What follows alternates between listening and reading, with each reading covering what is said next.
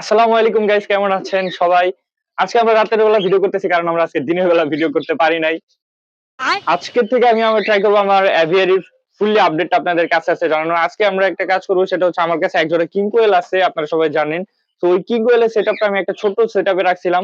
তো ওইটাকে আজকে আপডেট করে একটা সুন্দর একটা বড় স্পেস তৈরি করার চেষ্টা করব এবং চেষ্টা করব যাতে ওরা ওদের নিজের ডিম নিজে ফুটাইতে পারে। তো সেটআপে কাজ শুরু করার আগে প্রথমে নিচে আমি কাঠের গুঁড়া দিয়ে নিচ্ছি। কাঠের গুঁড়ার উপরে জিরো সাইজের খড় এবং ঘাস আছে, ঘাসটা আমি ছোট ছোট করে কেটে নিছি।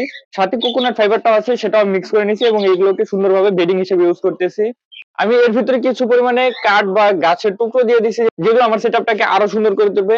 এরপরে যে কাজটা করছি সেটা হচ্ছে ওদেরকে ডিম পাড়ার মতো একটা স্পেস তৈরি করে দিচ্ছি, যেখানে ওরা সুন্দর মতো নিজের ডিমটা নিজে পারতে পারে এবং নিজের ডিমটা নিজেই তা দিতে পারে।